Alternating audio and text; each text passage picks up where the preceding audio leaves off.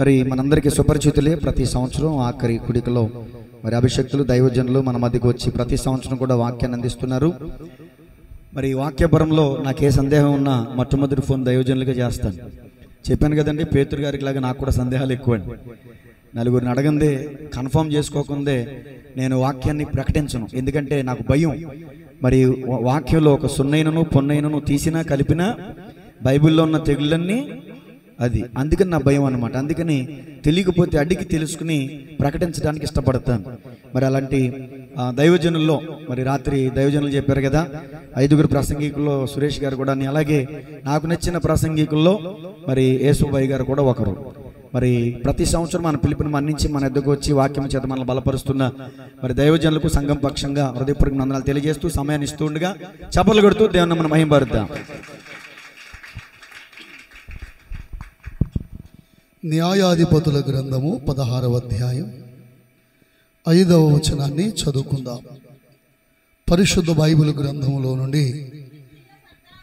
ఫిలిష్షీయుల సర్దారు ఆమె యొద్దకు వచ్చి ఆమెతో, నీవు అతని లాలన చేసి అతని గొప్ప బలం దేనిలో ఉన్నదో మేమేలాగూ అతని గెలవవచ్చునో తెలుసుకున్నాము. చాలు, ప్రార్థన చేసుకుందాం. ప్రేమ కలిగిన మా ప్రియ పరిశుద్ధ తండ్రి, మా రక్షకుడు మీ ప్రియకుమారుడు యేసుక్రీస్తు ప్రభువారి శిలువ రక్తమును చేత పట్టుకొని మీ కృపాసనాన్ని సమీపించి మా ప్రియులు మీ దాసులు అభిషక్తులైన దైవజనులు తమ్ముడు సురేష్ గారిని ప్రాంతములో మీరు ఏర్పాటు చేసుకొని బహుభయంకరమైనటువంటి పరిస్థితుల మధ్యలో ఘనమైనటువంటి మీ పరిచర్యను కొనసాగించడానికి మీరు చూపుతూ వచ్చినటువంటి కృప కొరకు స్తోత్రాలు చెల్లిస్తూ ఉన్నాం.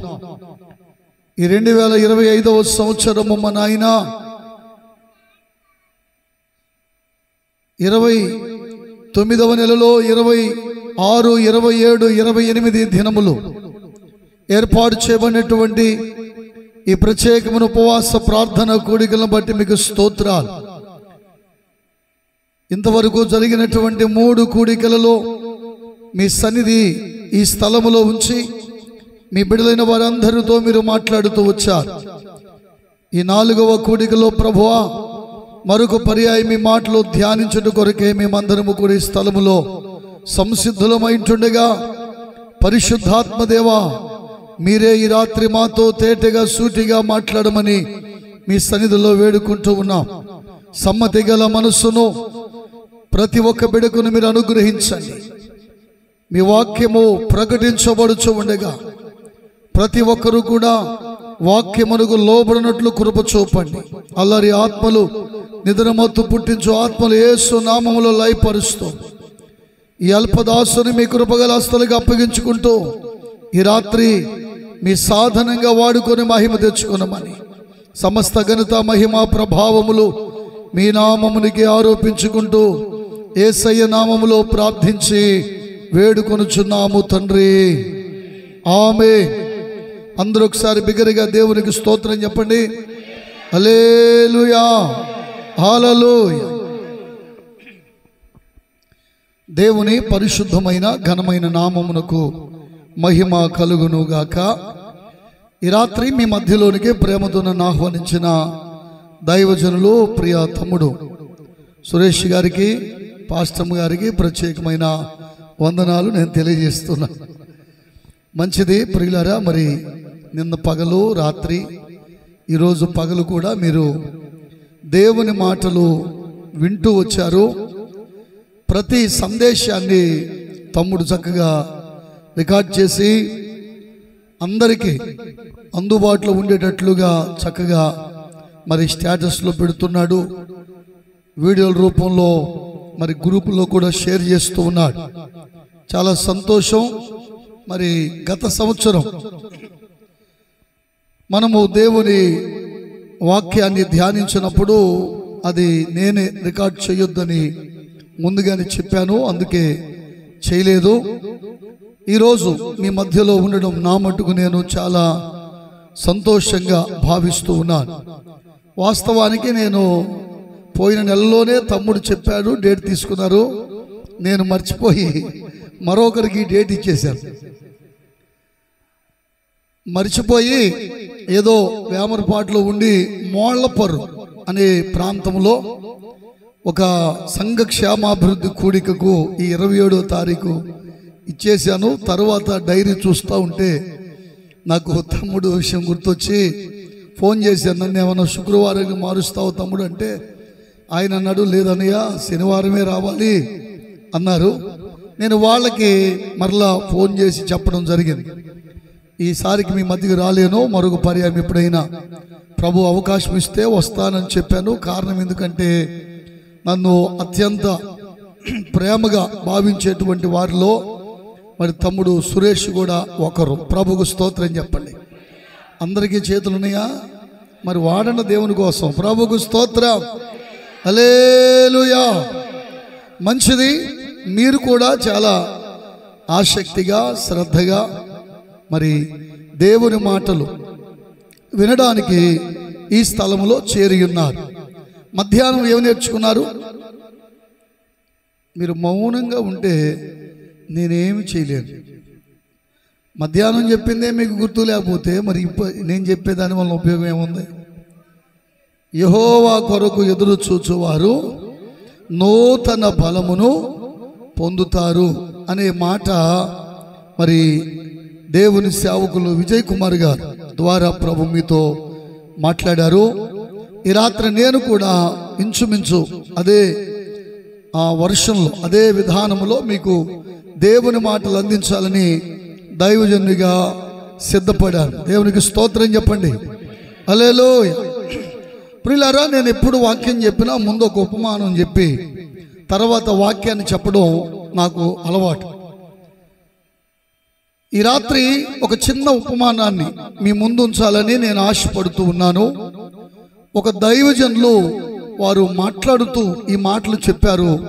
అవి నన్ను చాలా ఆధ్యాత్మికంగా బలపరిచాయి. మీకు కూడా ఆధ్యాత్మిక జీవితంలో ప్రయోజనకరంగా ఉంటాయని జ్ఞాపకం చేస్తున్నాను. ఒక రోజట ఆ దైవజనుడు జియోగ్రఫీ ఛానల్లో అలా చూస్తూ ఉన్నాడట. చూస్తున్న తరుణంలో కొంతమంది ఒక పెద్ద బోట్ వేసుకొని సముద్రంలోనికి వెళ్ళారంట. సముద్రంలోనికి వెళ్ళి వారు వలలు వేసి పెద్ద పెద్ద చేపలు, త్రిమింగళాల లాంటి వాటిని పడుతూ ఉన్నారట. ఆ పట్టే క్రమంలో వారి వలలో ఒక త్రిమింగళం చిక్కుకుంది. దాన్ని పట్టుకొని వారి ఆ బోట్లో షిప్లో వేసుకొని దాన్ని ఒక వ్యక్తి ఆ చేపను చూపిస్తూ ఇలా చెప్తున్నాడట, ఇదిగో ఇది త్రిమింగళం, దీన్ని మనం చూస్తూ ఉన్నాం. వాస్తవానికి దీని వయసుకు తగినంతగా ఇది ఎదగలేదు, ఇది ఉండవలసినంత బరువు లేదు, ఉండవలసినంత సైజు కూడా లేదు. దీని వయస్సును బట్టి చూస్తే ఇంకా పెద్దగా ఉండాలి, ఇంకా బలంగా ఉండాలి. ఎందుకు ఇది ఎదగలేదు అని అంటే, అప్పుడప్పుడు జాలర్లు వలలు వేస్తున్నప్పుడు ఆ వలలో చిక్కుకొని తప్పించుకునే క్రమంలో వాటి యొక్క నైలాన్ తాడులు దాని మెడకకు చుట్టుకొని రన్నన్న ముందు దాని మెడకకు చుట్టుకొని ఆ మెడ బిగుసుకుపోయి అది ఆహారము సరిగా తీసుకోలేకపోవడం ద్వారా ఆ త్రిమింగళం ఎదగవలసినంతగా ఎదగలేదు. ఇప్పుడు మేమేం చేస్తున్నామంటే దీని మెడ చుట్టూ ఉన్నటువంటి త్రాళ్లను కత్తిరించి అది ఆహారం తీసుకోవడానికి అనుకూలంగా ఉండేటట్లుగా దాన్ని చుట్టుకున్నటువంటి త్రాళ్లన్నింటినీ కత్తిరించి మరలా దీన్ని సముద్రంలోనికి విడిచిపెట్టేస్తున్నాం. ఈ చేప కొద్ది కాలంలోనే, అతి తక్కువ కాలంలో దాని వయసుకు తగినంత బరువులోనికి, ఉండవలసినంత సైజులోనికి ఇది పరిపూర్ణమైన ఆరోగ్యవంతమైనటువంటి చేపగా తయారవుతుంది అని చెప్పి జాలర్లు దాన్ని సముద్రములోనికి విడిచిపెట్టేశారు. మనకు సంవత్సరం ఈ ఉపవాస కూటాలు ఎందుకు? వారములో ఏదో ఒక రోజు ఉపవాస కూటం జరుగుతూ ఉంటుంది సంఘాల్లో. మరి అలాంటప్పుడు మరలా ప్రత్యేకించి ఇలా 2 రోజుల్లో 3 రోజుల్లో ఎవరికి అనుకూలమైనట్లుగా వారు ఉపవాస ప్రార్థనలు ఏర్పాటు చేసుకుంటున్నారు.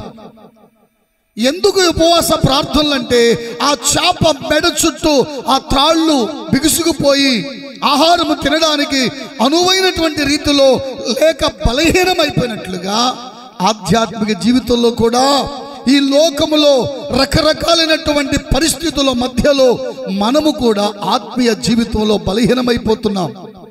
బలహీనమైనటువంటి ఒక విశ్వాసిని తిరిగి మరలా బలపరచడానికి, బలహీనమైన వ్యక్తులను ప్రార్థనలో, పాటలలో, ఆరాధన ద్వారా, వాక్యము ద్వారా మోకరించి దేవుని సందులో గడపడం ద్వారా ఈ 2 దినాలు మీరేమవుతున్నారంటే మీ చుట్టూ అలుముకున్నటువంటి ఇహలోక సంబంధమైన మాలిన్యం, మీరు ఆధ్యాత్మికంగా ఎదగడానికి ఏదైతే అడ్డుపడుతూ ఉందో, ఏదైతే మీ ఆధ్యాత్మిక జీవితంలో మీరు జయించలేకపోతున్నారో అటువంటి దానిని వాక్యం అనే ఖడ్గాన్ని తీసుకొని మిమ్మును అలుముకున్న యలోక సంబంధమైన వాటి నుండి విడిపించడానికి, మిమ్మల్ని బలపరచడానికి ఈ ఉపవాస కూటాలు. ప్రభువుకు స్తోత్రం చెప్పండి.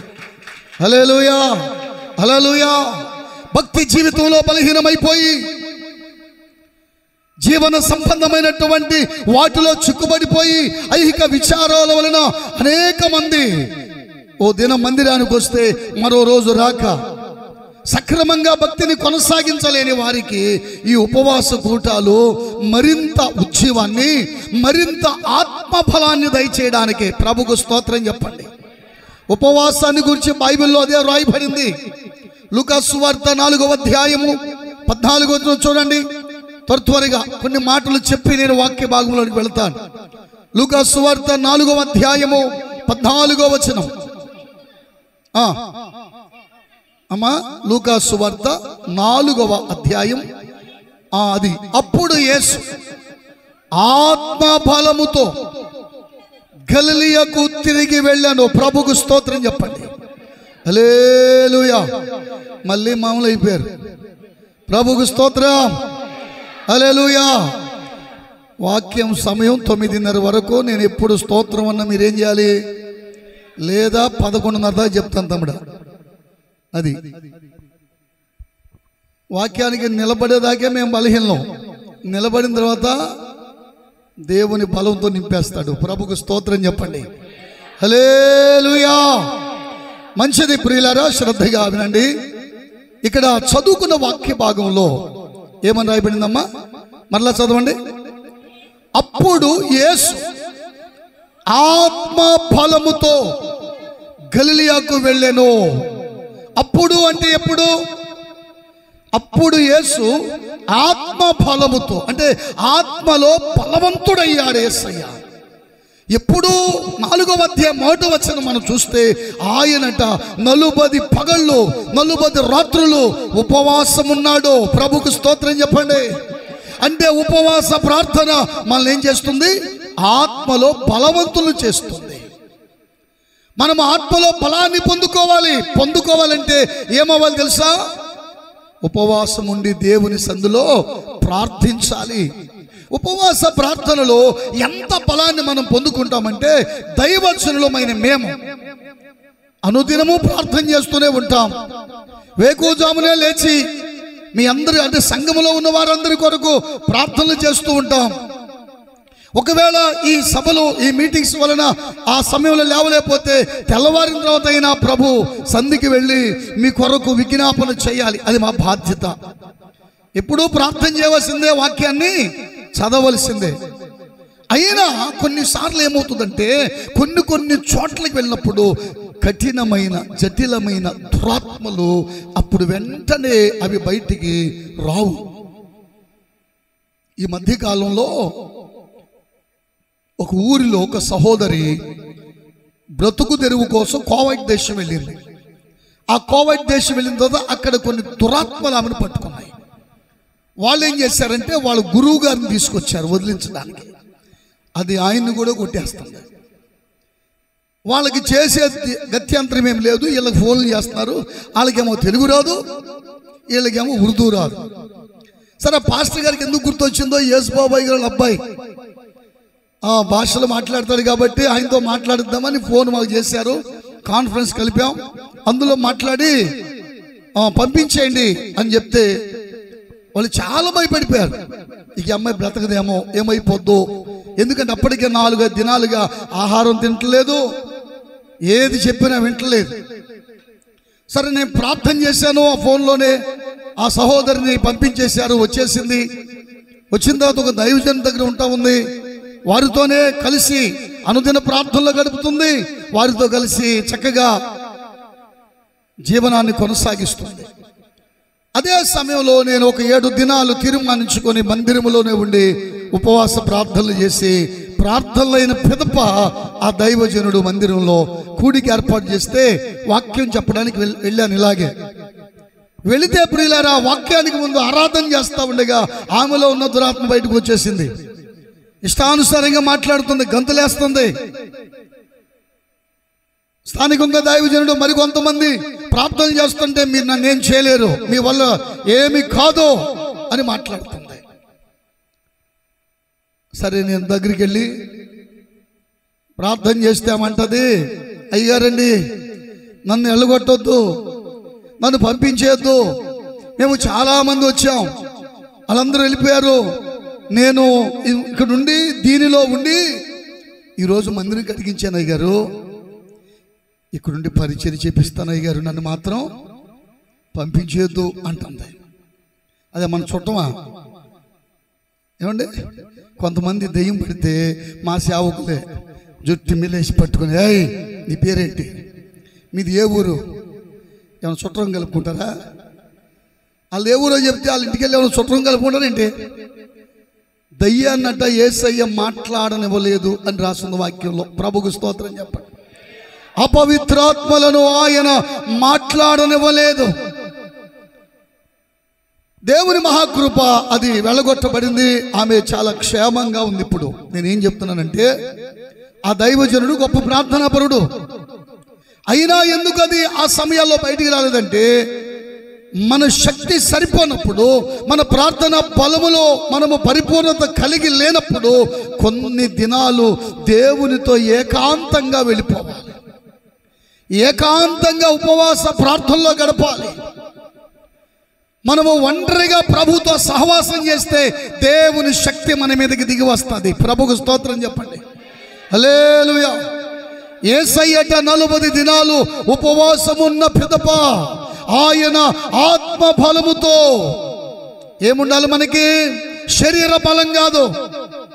నువ్వు శారీరకంగా ఎంత బలంగా ఉన్నా, గొప్ప బలవంతుడై కండలు తిరిగి గొప్ప బలవంతునిగా పేరు ప్రఖ్యాతులు గాంచిన 10 విరేచనాలు 5 వాంతులైనయా, ఇక ఆ మంచంలో పడి పైకి లేగలేడు. శరీర బలాన్ని చూసి మురిసిపోకూడదు. దేవుని పిల్లమైన మనం ఏం చేయాలి? దేవుని ఆత్మ చేత నింపబడి ఆత్మ బలాన్ని కలిగి ఉండాలి. ఆ చేపను ఎలాగైతే వారు మరలా అందులో విడిచిపెట్టేశారో, ఇప్పుడు అది ఆహారం తీసుకోవడానికి స్వేచ్ఛ ఉంది. మనము కూడా ఈ లోక సంబంధమైనటువంటి జీవన విధానములో కొనసాగుతున్నాం. ఏదో ఒక రీతిగా ఏదో ఒక చిక్కుముడి మన మీద పడి బలహీనపరిచే ప్రమాదం ఉంటుంది. అందుకే మిమ్మల్ని బలపరచడానికి, మరలా ఆత్మలో రేపడానికి, ఆధ్యాత్మికంగా దేవుని శక్తిలో పరిపూర్ణులు కావడానికి సేవకులు ఏం చేస్తున్నారంటే, మిమ్మల్ని మీ కుటుంబాలను ప్రేమించి ఇలాంటి ఉపవాస ప్రార్థనలు ఏర్పాటు చేస్తున్నారు. దేవునికి స్తోత్రం. ఇవి మీ ప్రయోజనం కోసం, ఇవి మీ ఆధ్యాత్మిక జీవితపు యొక్క ఎదుగుదల కోసం. మనము దేవుల్లో మరింత బలవంతులం అవడానికి ఖచ్చితంగా ఉపవాస ప్రార్థనలు అనేది అవసరము. అందుకే ఈ 2 దినాలు దైవజనులు వారికి ఎన్ని పనులు, ఎన్ని కార్యక్రమాలు ఉన్నా వాటిని ప్రక్కన పెట్టేసి మీకోసం ఈ 2 దినాలు కేటాయించి దేవుని సందులో ఆయన ఉండి మిమ్మల్ని కూడా సంఘములో మాలాంటి దైవజనులు పిలిచి దేవుని వాక్యము ద్వారా మిమ్మల్ని బలపరుస్తున్నారు. ప్రభుకు స్తోత్రం చెప్పండి. ఏ దైవజనుడు ఉపవాస కూటాలు పెడుతున్నా దాని వెనుకున్న ఆంతర్యం ఇదే. మీరు బలపడాలి, మీరు ఆధ్యాత్మికంగా ఎదగాలి, సాతాను యొక్క ఆ సైన్యాన్ని ఎదురించగలిగేటువంటి సంసిద్ధత కలిగిన వారై ఉండాలి అని.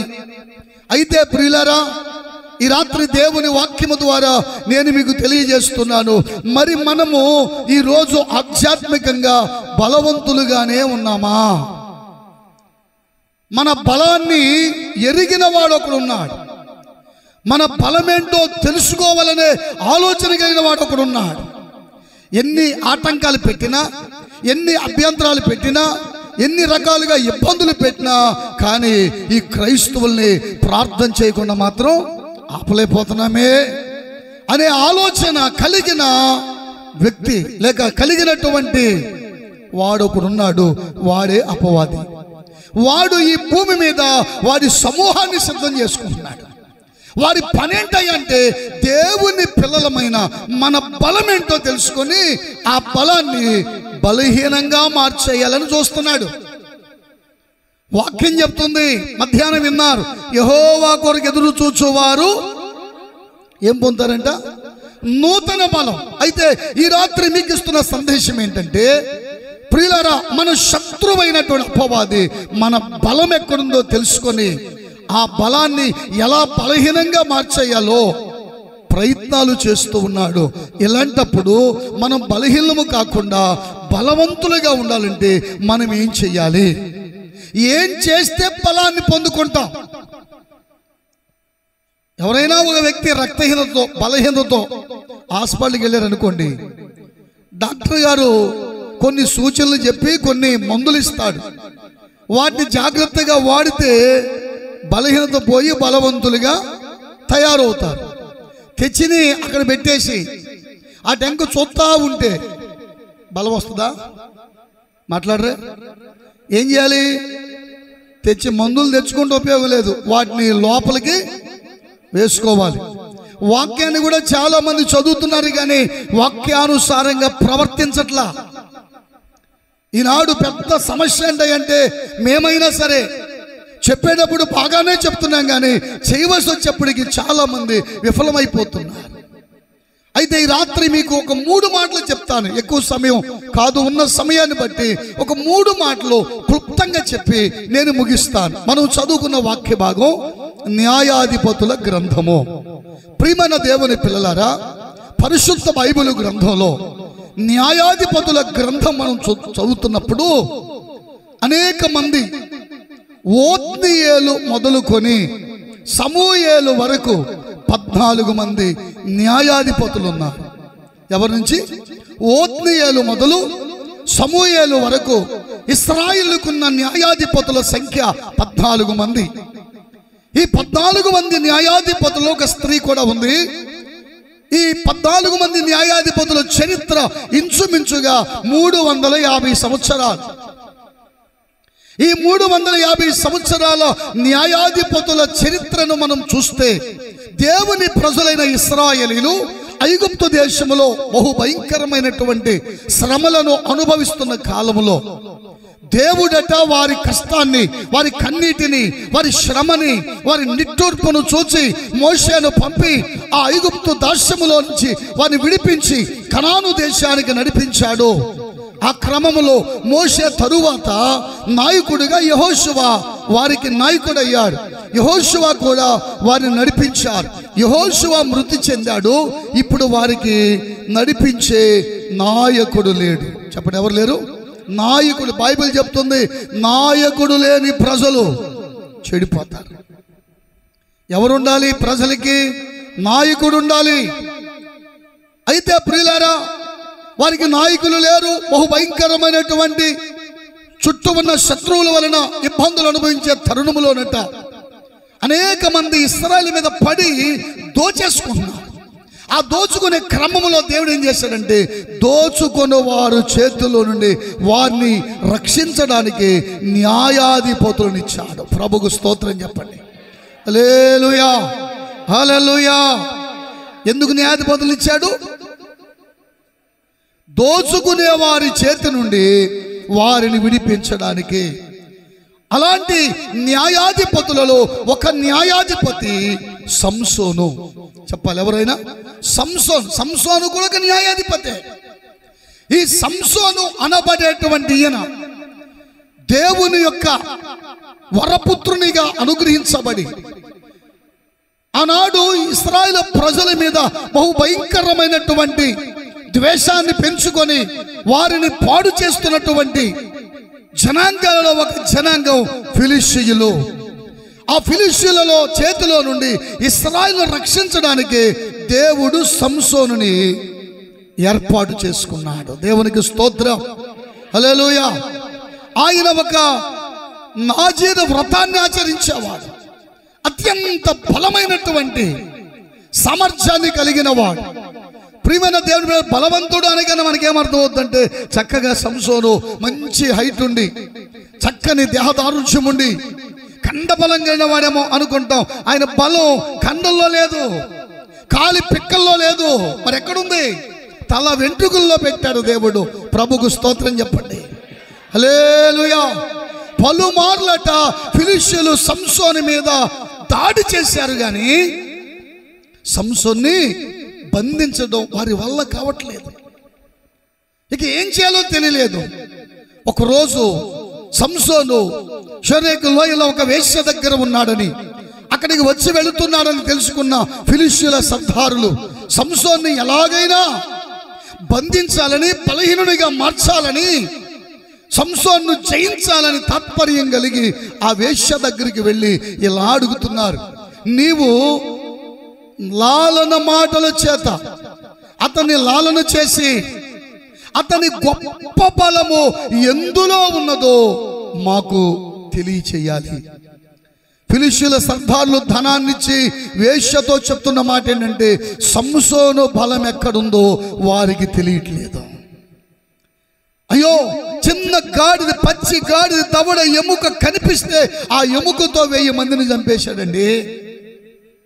సామాన్యుడా? కాదే. ఎలాగీ సంసోను బంధించాలి? సంసోను బలం ఎలాగైతే ఆనాటి ఫిలిష్తీయుల సర్దార్లకు తెలియరాలేదో, ఈనాటి సంఘము యొక్క బలం కూడా లోకానికి తెలియదు. ప్రభుకు స్తోత్రం చెప్పండి, హల్లెలూయా. నిన్నగాక మొన్న వచ్చాడు, మనం చూస్తానే ఉన్నాం. మనకు ఒక ఇల్లు కట్టుకునే గతి లేదు, మందిరం కట్టేశాడు. ఆ మందిరంలో సౌండ్ సిస్టమ్ పెట్టేశాడు. ఏవేవో సంపాదించేస్తున్నారు ఈ పాస్టర్ గారు అనుకొని లోకమంతా సేవకుల మీదే పడి వాళ్ళ వైపే చూస్తుంది. ఎంత ఆలోచన చేసినా వాళ్ళ మైండ్లు చెడిపోతున్నాయి, కానీ విషయం ఎక్కడుందో అర్థం కావట్లేదు. ఈనాడు క్రైస్తవ్యం మీద ఈ విధమైన దాడులే జరుగుతున్నాయి. ఏం చేస్తే వీళ్ళ మనం ఆపగలం? ఏం చేస్తే ఆ దైవజనుడిని, ఏం చేస్తే ఆ కుటుంబాన్ని మనము అణిచివేయగలమంటే ఇది మానవ శక్తి కాదు, దేవుడిచ్చిన శక్తి. ప్రభుకు స్తోత్రం చెప్పండి, హల్లెలూయా. మనుషుల వల్ల కలిగింది కాదు. మనుషులు ఎవరో, ప్రభుత్వాలేవో మనకి అండగా సపోర్ట్గా లేవో, అధికారులు ఎవరు సపోర్ట్గా లేరు. అధికారులను సృష్టించిన సృష్టికర్తైన దేవుడు అండగా ఉన్నాడు. ప్రభుకు స్తోత్రం చెప్పండి, హల్లెలూయా. ఈ బలము ఎవరికి కానరావట్లేదు. బలహీనపరచడానికి పలు ప్రయత్నాలు జరిగాయి. ఆనాడు సంసోన్ని వారు బలహీనపరిచి బంధించేశారు. నేటి దినాల్లో కూడా ప్రియులరా, మన బలము ఏంటో మనకు తెలుసు. మన బలం మన దేవుడే. దేవునికి స్తోత్రం చెప్పండి. దావీదు అంటాడు, యెహోవా నా బలమా. ఏమన్నాడు? దేవుడే మన బలం. మన బలము యలోక సంబంధమైనది కాదు, ప్రభు దగ్గర నుంచి మనం పొందుకుంటున్నాం. అనుదినము దేవుని శక్తిని అనుభవిస్తూ ఉన్నాం. అయితే ఈ రాత్రి ఈ బలమైనటువంటి వ్యక్తుల మీద, లేక బలమైనటువంటి ఈ దేవుని సేవకుల మీద, విశ్వాసుల మీద దుష్టుడు చొరబడి కొన్నిసార్లు బలహీనపరుస్తున్నాడు. ఆ బలహీనతలను జయించి మరింత బలవంతం అవడానికి ఉపవాస ప్రార్థనలు ఏర్పాటు చేసుకున్నాం. మరి ఆ దేవుని బలము మనం ఎలా పొందుకుంటాం? బలహీనుడైపోయిన సంసోన్ని కూడా దేవుడు మరలా కరుణించి ఏం చేశాడు? బలవంతునిగా చేశాడు. ఆ శత్రులందరినీ హతమార్చేటువంటి ఆ బలాన్ని మరలా ఇచ్చేశాడు. ప్రభుకు స్తోత్రం చెప్పండి. ఎందుకు సంసోను బలహీనుడయ్యాడు? ఒక మాట చెప్తాను. సంసోను ఎందుకు బలహీనుడయ్యాడు? వాక్యం చెప్తుంది, యెహోవా అతనిని ఎడబాసెనని సంసోనునకు తెలియకపోయెను. ఏం తెలియలేదు? సంసోనుకి ఏం తెలియలేదు? దేవుడు నన్ను విడిచిపెట్టాడనే సంగతి తెలియలా. ఈనాడు మనలో చాలా మందికి బాగానే ఉన్నాను, బాగానే ప్రార్థన చేస్తున్నాను, బాగానే పాటలు పాడుతున్నాను, బాగానే దేవుని మందిరానికి వస్తున్నాను అనుకుంటూనే దేవునికి దూరం అయిపోతున్నారు చాలా మంది. లోపల అంతరంగంలో ఏర్పడుతున్నటువంటి అనేకమైనటువంటి కార్యాలను బట్టి బలహీనులుగా మారిపోతున్నారు. మనము బలము కలిగి ఉండాలి అంటే ఏం చేయాలి? ఏం చేస్తే దేవునిలో మనం బలపడతామో? ప్రభుకు స్తోత్రం చెప్పండి. ఏం చేస్తే మరింత బలవంతులమై శత్రువును ఎదుర్కోగలుగుతాం? ఏం చేస్తే మన బలము రెట్టింపు అవుతుంది? వాక్యం చెప్తుంది. ఒక 3 విషయాలు మీకు గుర్తు చేస్తాను చూడండి. దైవ గ్రంథములో నుండి, అదే న్యాయాధిపతుల గ్రంథము 5వ అధ్యాయం 31వ వచనాన్ని చదువుదాం. న్యాయాధిపతుల గ్రంథం. యెహోవా నీ శత్రువులందరూ అలాగుననే నశించెదరు. ఆయనను ప్రేమించువారు బలముతో ఉదయించు సూర్యుని వలె ఉందురు. దేవునికి స్తోత్రం. హల్లెలూయా. అప్పుడే చప్పడిపోయారు. దేవునికి స్తోత్రం చెప్పండి. హల్లెలూయా. దేవుని బలాన్ని మనం ఎలా పొందుకుంటాం? ఏ విధంగా బలవంతులుగా తయారవుతాం? వాక్యం ఏమన్నాడంటే భక్తట అనుదినము సాధన చెయ్యాలి. ఏం చేయాలి చెప్పండి? భక్తిని ఏం చేయాలి? అందుకే దైవ భక్తి గొప్ప లాభ సాధనము అన్నాడు పౌలు. తిమోతికి రాస్తూ, నా కుమారుడా, శరీర సంబంధమైనటువంటి సాధన కొంత మట్టుకే ప్రయోజనకరం. ఆత్మ సంబంధమైనటువంటి సాధన, భక్తి విషయములో సాధనట ఇప్పటి జీవానికి రాబోవు జీవమునకును ప్రయోజనకరమైయుండును. ప్రభుకు స్తోత్రం చెప్పాలి. హల్లెలూయా. చాలా మంది ఉదయాన్నే లేచి ఎక్సర్సైజ్ చేస్తూ ఉంటారు. దేనికోసం? బలంగా ఉండాలి, ఇమ్యూనిటీ పవర్ పెంచుకోవాలి. ఈ శరీరాన్ని కాపాడుకోవడానికి ఎన్నో చేస్తున్నాం. మరి ఆత్మను బలపరచుకోవడానికి ఏం చేస్తున్నాం? ఆత్మలో బలవంతులు అవడానికి మనం ఏం చేస్తున్నాం? ఇదిగో వాక్యం చెబుతుంది, ఎవరు బలవంతులు అవుతారు, ఎవరు బలముతో నింపబడతారు? దేవుని వాక్యములో ఒక పాటను పాడుచు భక్తులు ఎలా అంటున్నారు? ఆయనను ప్రేమించువారు బలముతో ఉదయించు సూర్యుని వలె ఉంటారు. దేవునికి స్తోత్రం. ఎవరు బలవంతులు అవుతారట? ఆయనను ప్రేమించువారు. చెప్పండి, ఏం చేయాలి? అంటే మనము బలవంతులుగా ఉండాలంటే ఏం చేయాలి? దేవునిని ప్రేమించాలి. దేవుణ్ణి ప్రేమించడం అంటే అర్థం ఏంటి? దేవునిని ప్రేమించండి అని చెప్తున్నాం. అసలు దేవుణ్ణి ప్రేమించడం అంటే అర్థం ఏంటి? అన్నిటికీ సూత్రం ఒకటిగా తమ్ముడా. ఒక్కో లెక్కకు ఒక్కో సూత్రం ఉంటుంది. దేవునికి స్తోత్రం చెప్పండి. అన్నిటికీ A+B² అనా? కొన్నిటికి A-B² కూడా వాడాలి. దేవునికి స్తోత్రం చెప్పి. హల్లెలూయా. ఏమన్నాడు ఇక్కడ?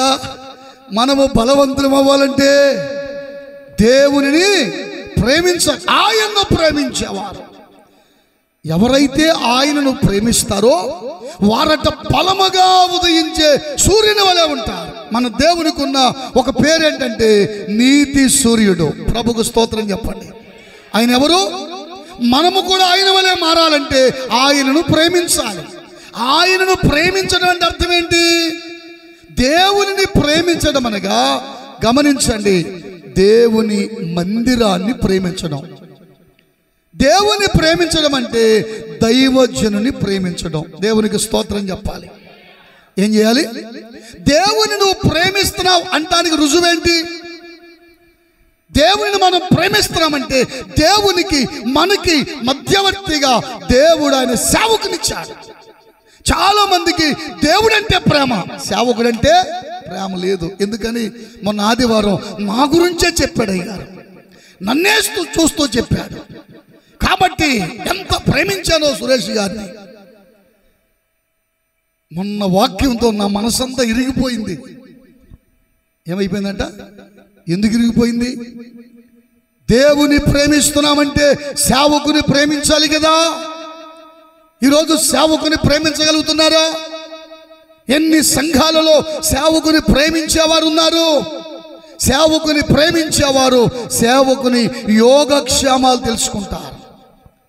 సేవకుడు అభివృద్ధి పొందుతూ ఉంటే చూసి సంతోషించి మురిసిపోతూ ఉంటారు.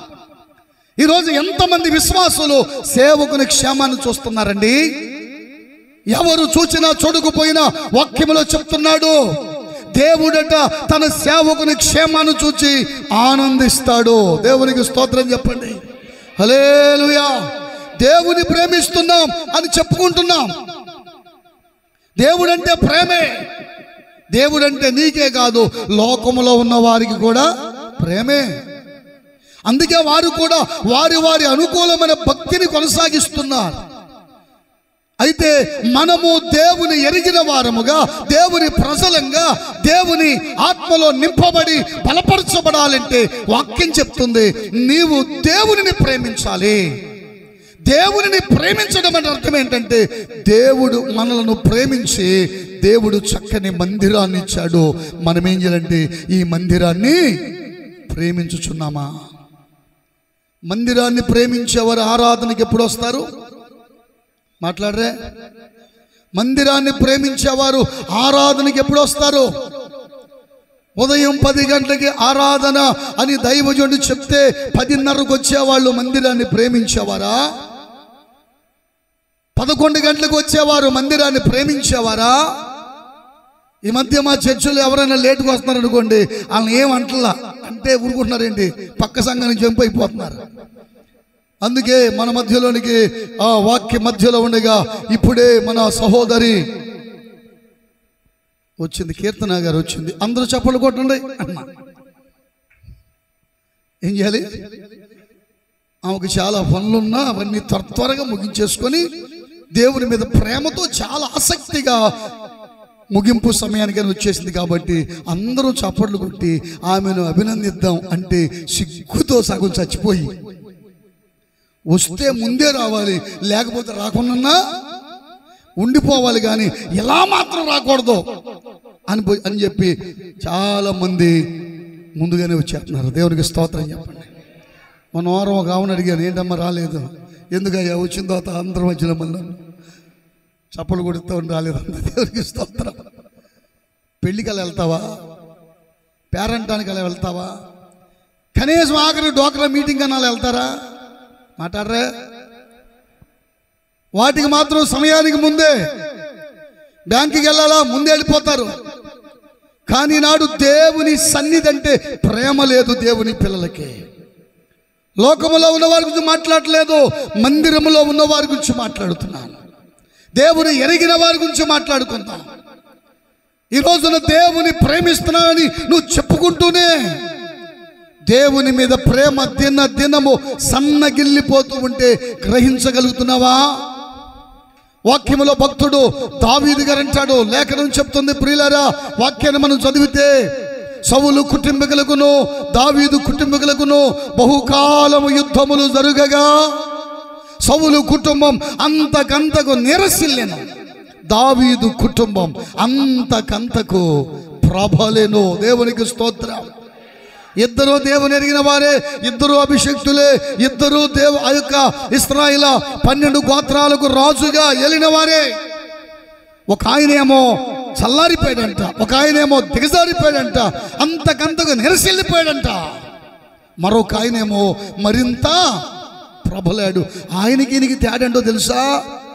దావీదు గారికి మందిరం అంటే ఎంత ఆశో, ఎంత ఆసక్తో, ఎంత శ్రద్ధ కలిగి ఉన్నాడో. ఈరోజు మనకి దేవుని మందిరం అంటే శ్రద్ధ ఉండాలి. అందుకే దావీదు భక్తుడు 26వ కీర్తనలో చూడండి, ఒక మాట 8వ చరణంలో ఒక అద్భుతమైన మాట చెప్తాడు. 26వ కీర్తన 8వ చరణం, త్వరగా యెహోవా నీ నివాస మందిరమును, నీ తేజో మహిమ నిలుచు స్థలమును నేను ప్రేమించుచున్నాను. ప్రభుకు స్తోత్రం చెప్పండి. హల్లెలూయా, హల్లెలూయా. దావీదుకు ఏమంటే ప్రేమ? వేటి మీద, ఎవరి మీద ప్రేమ పెంచుకున్నాడు? దేవుని నివాస స్థలమైన, దేవుని తేజో మహిమ నిలిచే దేవుని మందిరము మీదట. ప్రభుకు స్తోత్రం చెప్పాలి. హల్లెలూయా. దావీదుకు దేవుని మందిరం అంటే ప్రేమ అండి. ఈరోజు మనకి మందిరం అంటే ప్రేమ ఉందా? ఇప్పటికీ సరైన మందిరాలు లేక అనేక మంది చెట్ల కింద దేవుని ఆరాధిస్తున్నారు. ఇప్పటికీ చాలా స్థలాలలో మందిరాలు లేవు. అయినా ప్రజలు ఏదో ఒక ఇంటిలో కూడుకొని దేవుని ఆరాధిస్తున్నారు. కానీ దేవుడు మిమ్మల్ని ప్రేమించి చక్కని మందిరాన్ని ఇచ్చాడు. ఈ మందిరం పట్ల నువ్వెంత శ్రద్ధ కలిగి ఉన్నావు? ఈ మందిరమును ఎంతగా ప్రేమిస్తున్నావు? దేవుడిచ్చిన మందిరాన్ని బట్టి, అదే 122వ కీర్తనలో 6వ వచనములు అంటాడు, యెరూషలేమా, యెరూషలేము క్షేమము కొరకు ప్రార్థన చేయండి.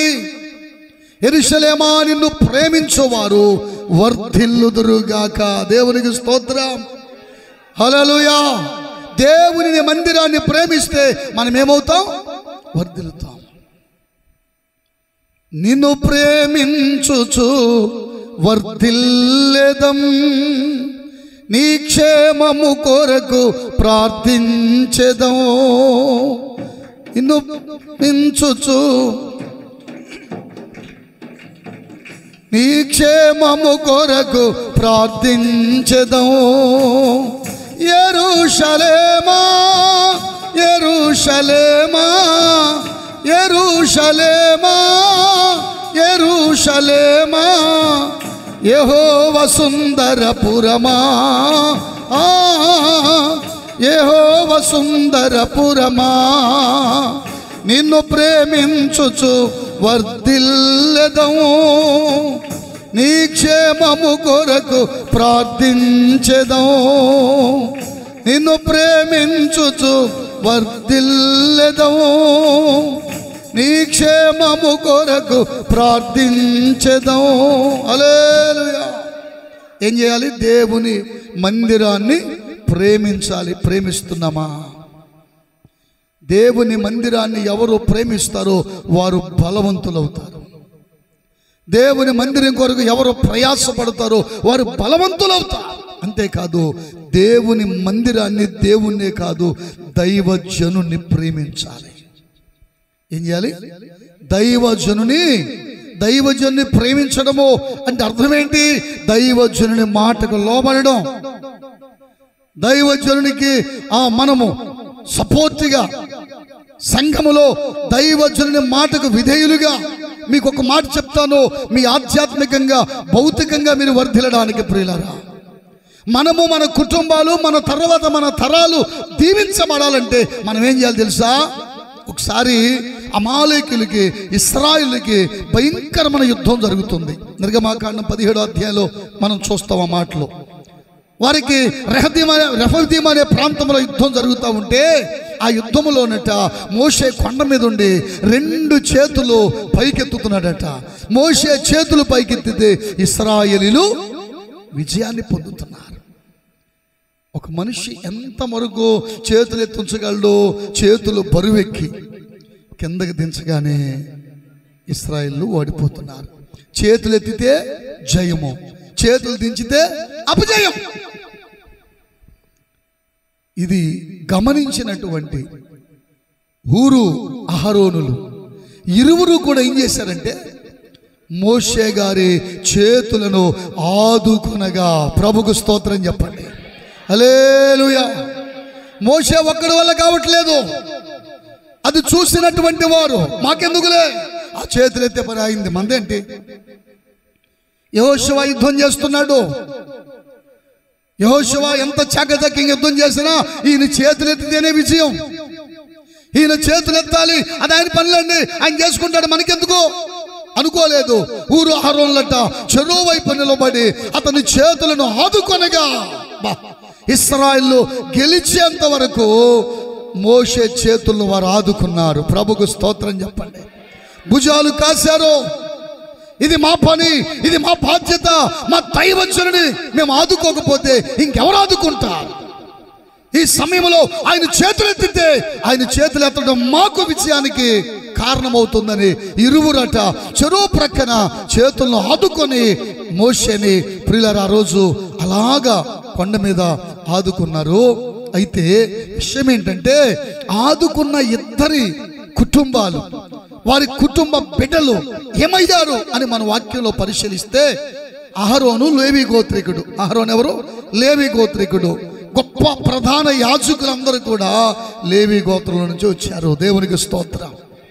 అంటే అహరోను చేసిన ఆ పనిని దేవుడు జ్ఞాపకం చేసుకొని దానికి తరతరాలుగా దేవుడు వారి బిడ్డలందరినీ కూడా సేవకులుగా మార్చేశాడు. చూస్తారే చప్పట్లు కొట్టకుండా? హల్లెలూయా. నువ్వు ఇక్కడ ఏ పరిచర్య చేసినా నీ సంతానానికి అది ఆశీర్వాదం. సేవకుని నువ్వు ఎలా ఆదుకోగలవు? ప్రార్థనా విషయంలోనా, ఆర్థికంగా సపోర్ట్ చేసే విషయంలోనా? దేవుని సేవకుడు ఒక్కడు ప్రయాసపడుతున్నాడు, ఒక్కడు ప్రార్థన చేస్తున్నాడు, ఒక్కడు దేవుని కొరకు నిలబడ్డాడు, నడుము కట్టుకున్నాడు. నేనేం చేయగలను? నువ్వు నిజంగా దైవజన్ని ప్రేమించేదానివైతే సేవకుని కొరకు మౌనంగా ఉండవు. నువ్వు చేయగలిగింది ఏదో చేసినప్పుడు దేవుడు కూడా మౌనంగా ఉండడు. అహరోను సంతానాన్ని అలా యాజకులుగా మారిస్తే ఊరు ఏ గోత్రం వాడండి? యోధా గోత్రపు వాడు. ఏ గోత్రం? యోధా గోత్రములో నుంచి, ఆ ఊరు సంతానములో నుంచి ప్రత్యక్షపు గుడారాన్ని నిర్మించేటప్పుడు ఆ మందిర ప్రత్యక్ష గుడార పనంతా చేయడానికి ఊరు సంతతిలో నుండి బెసలేలును దేవుడు ఏర్పాటు చేసుకున్నాడు. ప్రభుకు స్తోత్రం చెప్పండి. హల్లెలూయా.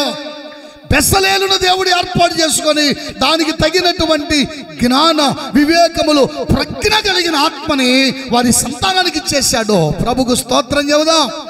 హల్లెలూయా. నువ్వు దేవుని సేవకుని ప్రేమిస్తే, దేవుని సేవకుని ఆ పరిచర్లో భారాన్ని పంచుకుంటే నిన్ను మాత్రమే కాదు నీ సంతతిని కూడా దేవుడు దీవెనకరంగా మార్చేస్తాడు. ప్రభుకు స్తోత్రం చెప్పండి. మనము బలవంతులం అవ్వాలండి, బలవంతులం అవ్వాలి. ఎంత బలవంతులం అవ్వాలి తెలుసా?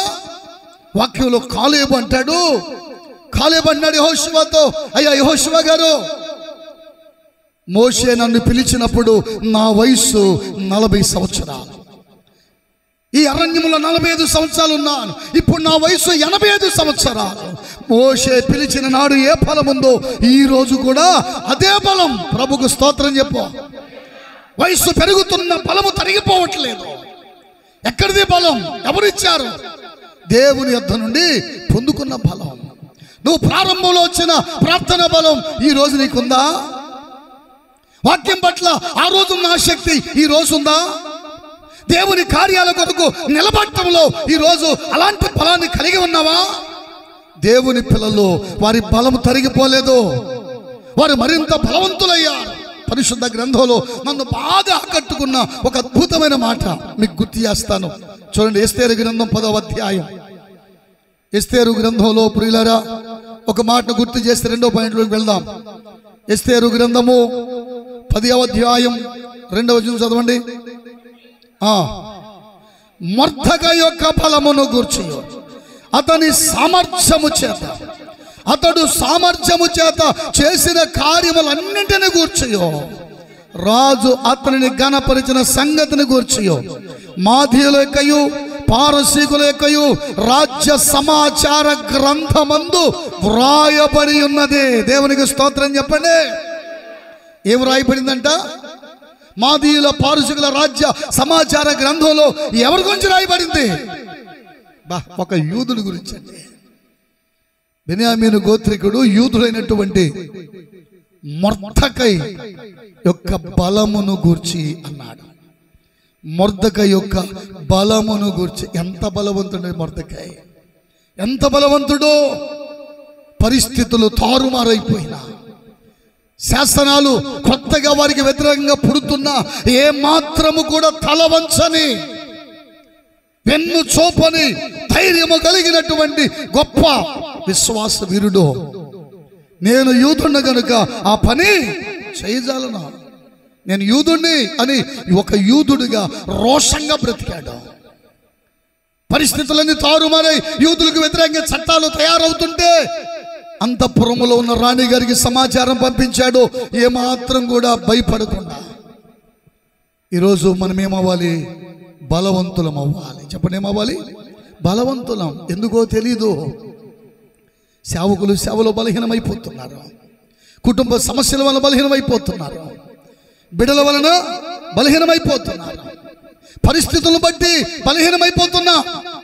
బలపడటానికి ఇలాంటి కోటలు అవసరం. దేవునికి స్తోత్రం చెప్పండి. హల్లెలూయా, హల్లెలూయా. నువ్వు బలము పొందాలంటే మొదటిగా దేవునిని ప్రేమించాలి. దేవునిని ప్రేమించడం అనగా దేవుని మందిరాన్ని ప్రేమించి, దేవుని సేవకుని ప్రేమించి, దేవుని పరిచర్యలో నీవు ఎప్పుడైతే ఆసక్తి కలిగి ఉంటావో నిన్ను నీ కుటుంబాన్ని దేవుడు అంచెలంచెలుగా ఆశీర్వదిస్తాడు. ప్రభుకు స్తోత్రం చెబుదాం. హల్లెలూయా. ఈరోజు ఇక్కడ కూర్చున్న వారిలో ఎంతమంది ప్రియులరా దేవుని ప్రేమించేవారు ఉన్నారు? ఎంతమంది దేవుని మందిరాన్ని ప్రేమించేవారు ఉన్నారు? ఎంతమంది దేవుని వాక్యాన్ని ప్రేమించేవారు ఉన్నారు? 119వ కీర్తన 165వ చరణములో భక్తుడు ఎజ్రా గారు రాస్తున్నాడు, నీ ధర్మశాస్త్రమును ప్రేమించు వారికి ఎంతో నెమ్మది కలదు. ప్రభుకు స్తోత్రం చెప్పండి. హల్లెలూయా, హల్లెలూయా. మందిరాన్ని ప్రేమించిన దావీదుని దేవుడు హెచ్చించాడు. సేవకులను ప్రేమించిన వారిని దేవుడు ఆశీర్వదించి వర్ధిల్లజేశాడు. ఈరోజు దేవుని పరిచర్య అభివృద్ధి పొందాలంటే, సేవ విస్తరించాలంటే, దేవుని కార్యాలు మీరు అనుదినము అనుభవిస్తూ ఉండాలి అనంటే దేవునిని ప్రేమించే మనస్సు మనకుందా? లేఖనాల్లో పౌలు గారు కొరింథీయులకు పత్రిక రాస్తూ 16వ అధ్యాయం 22వ వచనంలో అంటాడు, ఎవడైనను దేవునిని ప్రేమింపకుంటే వాడు శాపగ్రస్తుడగును గాక. ఏంటంట? ప్రేమిస్తే ఆశీర్వాదం, ప్రేమిస్తే అభివృద్ధి, ప్రేమిస్తే తరతరాలకు దీవెన. ఒకవేళ ఎవడైనా దేవుని ప్రేమించలేదా అట్టి వాడట శాపగ్రస్తుడైపోతాడు. ఈరోజు మనం దేవుని ప్రేమించే వారిగా ఉన్నామా?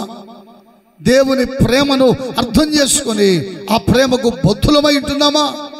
దేవా, నేను నిన్ను ప్రేమిస్తానయ్యా, నీ మందిరాన్ని ప్రేమిస్తాను, నీవు నా ఆధ్యాత్మిక జీవితాన్ని బలపరచడానికి నాకు ఇచ్చిన దైవజనుని ప్రేమిస్తాను.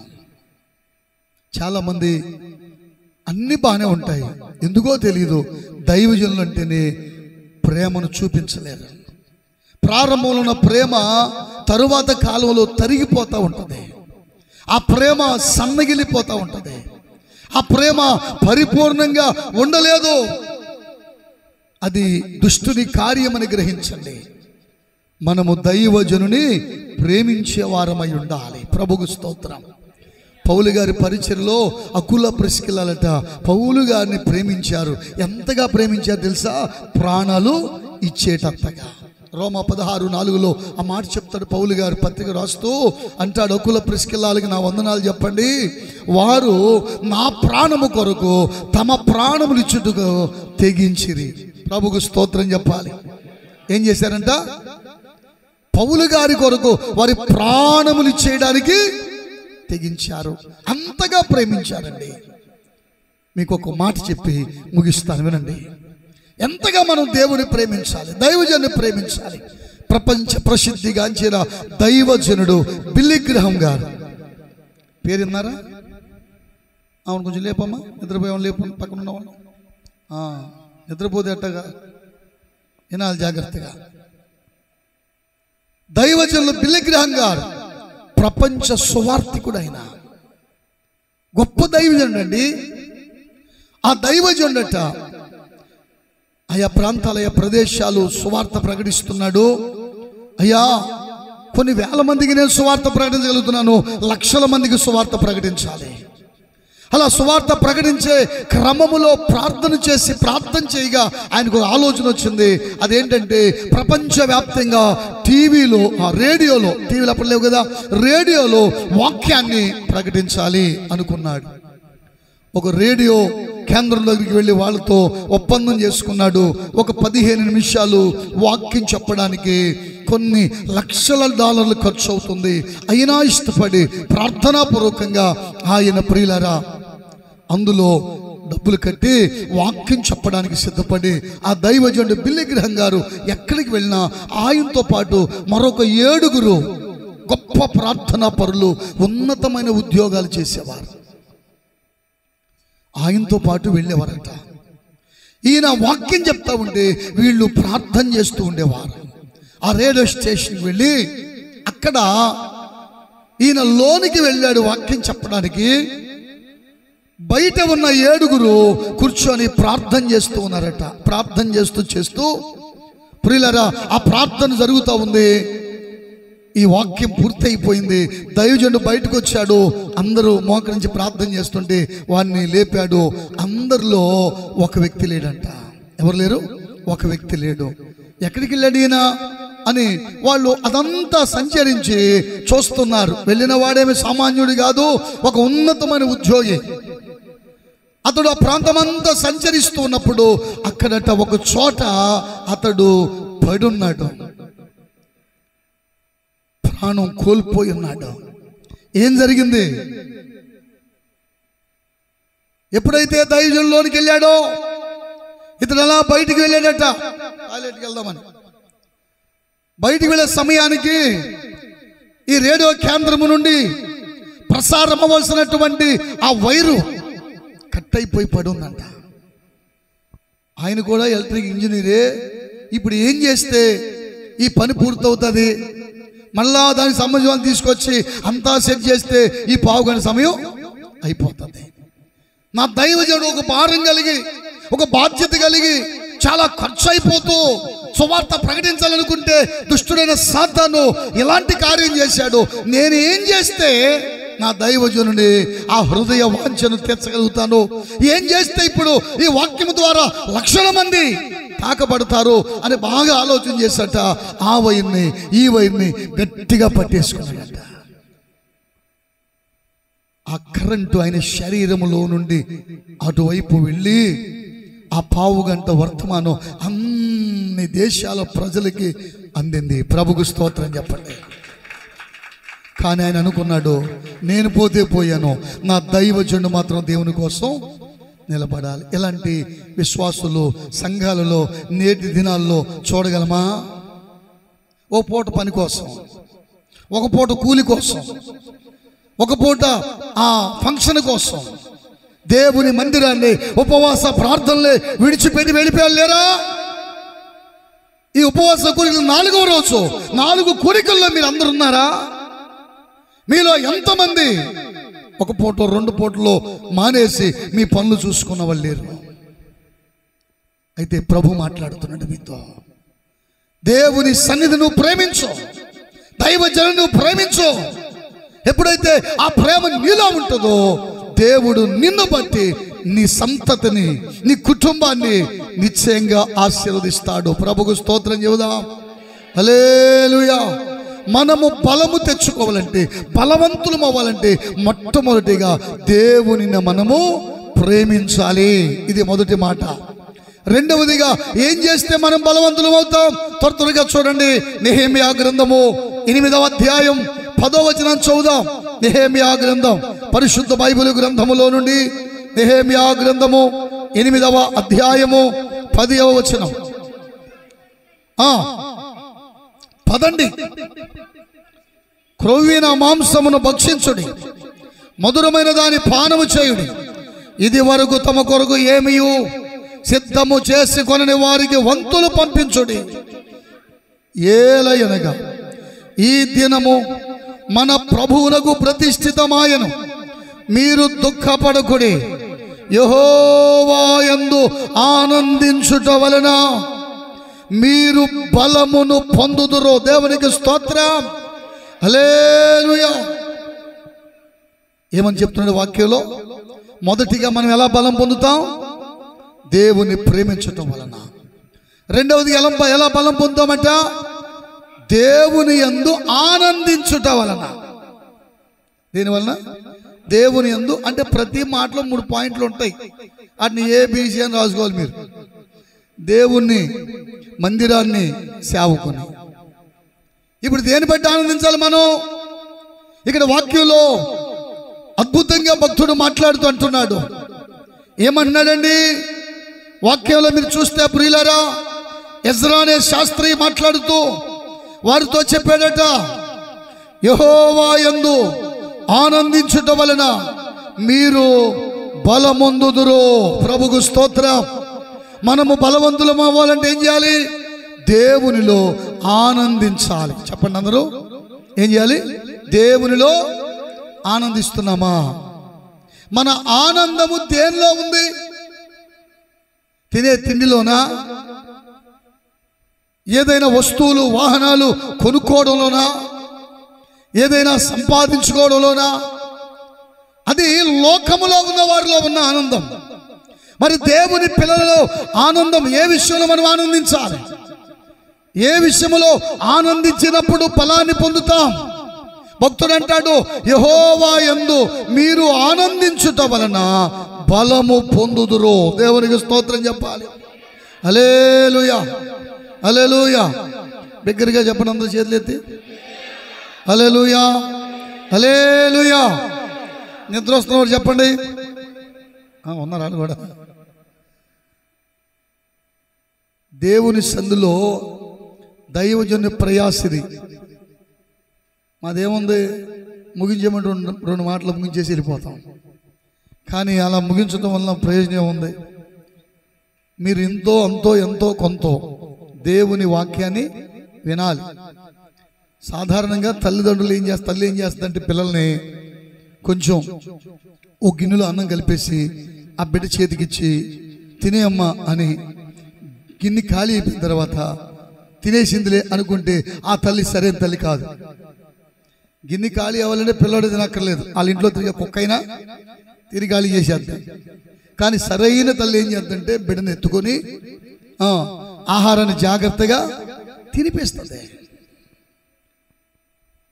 దేవుని సేవకులుగా మీకు పదే పదే మిమ్మల్ని రేపుతూ మిమ్మల్ని బలపరచడానికే ఈ కోటాల ద్వారా దైవజనుడు మమ్మల్ని అందరిని పిలిపించాడు. దేవునికి స్తోత్రం చెప్పండి.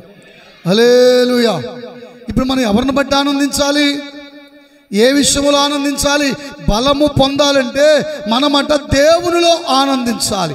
మన ఆనందం దేవునిలోనే ఉందా? పౌలు గారు రోమా చెరసాల్లో ఉండి ఫిలిప్పీలకు పత్రిక రాస్తూ 4:4 అంటాడు, ప్రభువునందు ఆనందించుడి. మరలా చెప్పుదును, ప్రభువునందు. ఎవరిలో ఆనందించాలి మనం? మన ఆనందం ఎవరు? ఎవరిని బట్టి సంతోషిస్తున్నాం? ఈరోజు ప్రియులారా, మనము భౌతికంగా ఆనందించే వారమైతే ఏ విధంగానూ బలపడలేం. చాలా మంది దేవుని పిల్లలైంది కూడా ఏ విషయాలు ఆనందిస్తున్నారంటే లోక సంబంధమైన విషయాలలో ఆనందిస్తున్నారు. కొంతమంది చూడండి, వాళ్ళ జేబులో డబ్బులు ఉన్నాయా, ఇక వాళ్ళ ముఖం 1000 క్యాండిల్ బల్బులాగి వెలిగిపోతూ ఉంటుంది. ఒకవేళ ఇది ఖాళీ అయిపోయిందా, ముఖాలు 7 ముఖాలు ఎటు కూర్చుంటారు. అంటే వీళ్ళ ఆనందం దేనిలో ఉంది? డబ్బులో ఉంది. వీళ్ళ ఆనందం దేనిలో ఉంది? వెండి బంగారాల్లో ఉంది. వీళ్ళ ఆనందం దేనిలో ఉంది? మంచి వస్తువులు వాహనాలు కొనుక్కుంటే, ఇళ్ళు కట్టుకుంటే వాటిని బట్టి ఆనందిస్తారు, వాటిని బట్టి సంతోషిస్తారు. కానీ నిజ క్రైస్తవుడు వాటిని బట్టి సంతోషించడు, వాటిని బట్టి ఆనందించడు. మరి వేటిని బట్టి? దేవుణ్ణి బట్టి ఆనందిస్తాడు. ప్రభుకు స్తోత్రం చెప్పు. హల్లెలూయా. మన ఆనందము దేవుడై ఉండాలి. ఈరోజు దేవుణ్ణి బట్టి ఆనందించేవాడు ఎలా ఉంటాడు? మీకు ఒక మాట జ్ఞాపకానికి తెస్తాను. హబక్కూకు గ్రంథము 3వ అధ్యాయం 17వ వచనం చదవండి. హబక్కూకు గ్రంథము 3వ అధ్యాయము 17వ వచనం. త్వరగా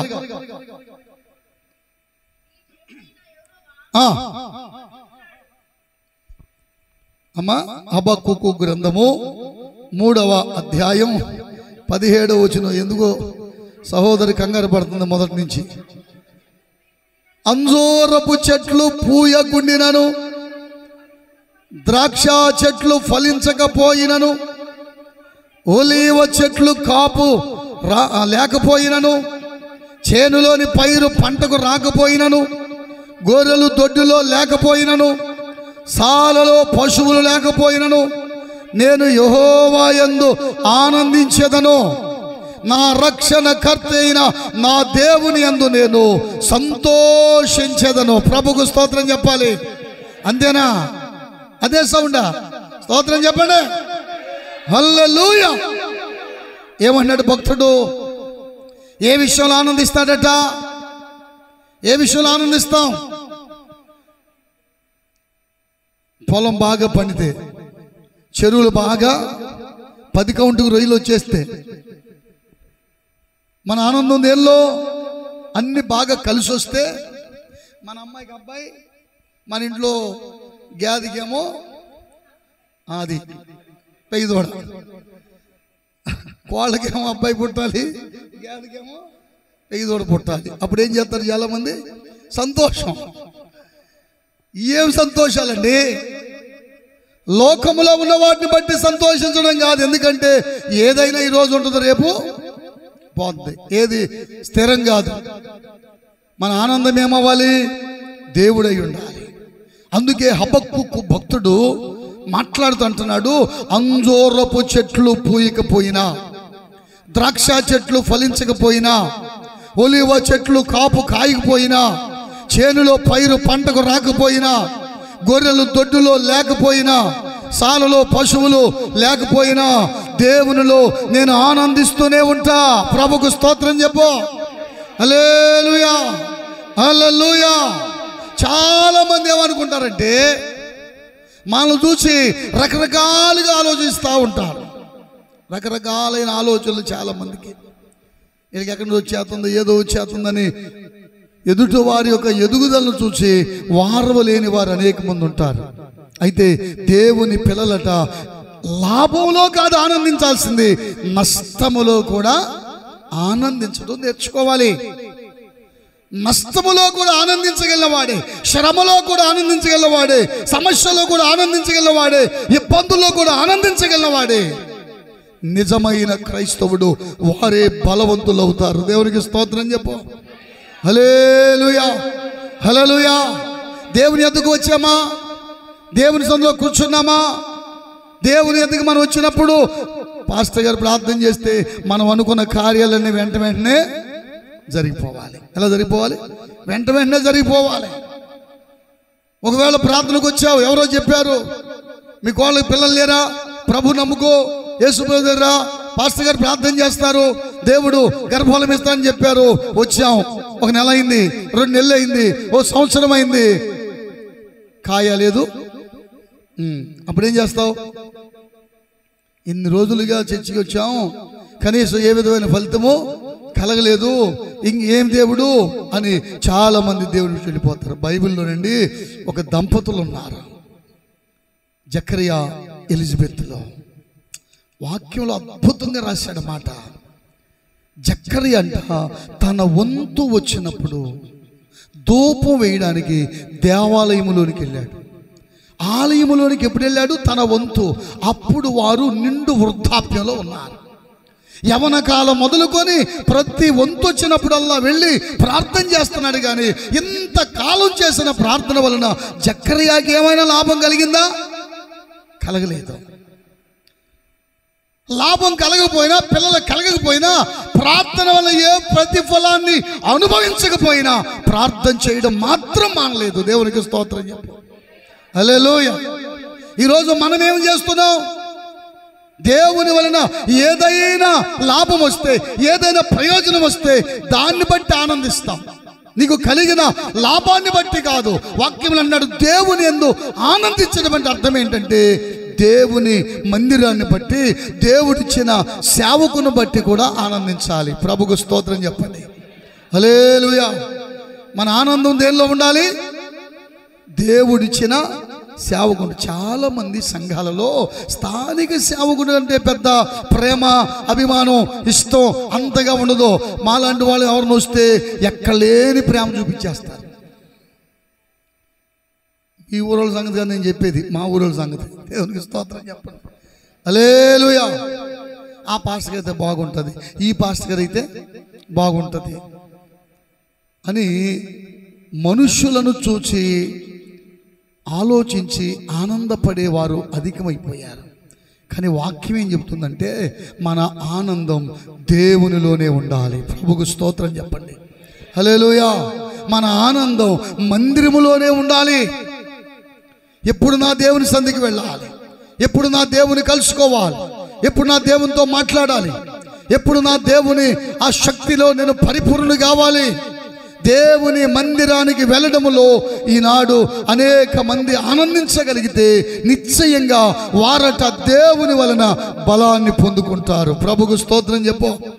హల్లెలూయా, హల్లెలూయా. దేవుని వాక్యములో మనం పరిశీలిస్తే ప్రియమైన దేవుని బిడ్డలారా, లేఖనం ఈ విధంగా మనకు జ్ఞాపకం చేస్తుంది. దేవుడు నీకు మంచి దైవజనుని ఇచ్చాడు. నువ్వేం చేయాలి? ఆ దైవజనుని బట్టి ఆనందించాలి. మంచి వాక్యం చెప్పగలిగే, ప్రార్థనలో నిన్ను బలపరచగలిగేటువంటి, క్రమంగా సరిచేయగలిగినటువంటి ఒక మంచి దైవజనుని ప్రభు మనకిచ్చాడు. కాబట్టి అందును బట్టి దేవునిలో ఆనందిస్తున్నామా?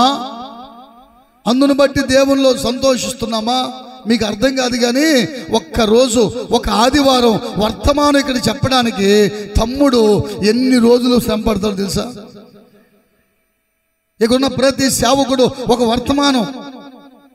నేను మా అబ్బాయినే కాదు, ఏ పాస్టర్గానైనా మా దగ్గరికి పోతే శరణంగా వాక్యం చెప్పామంట.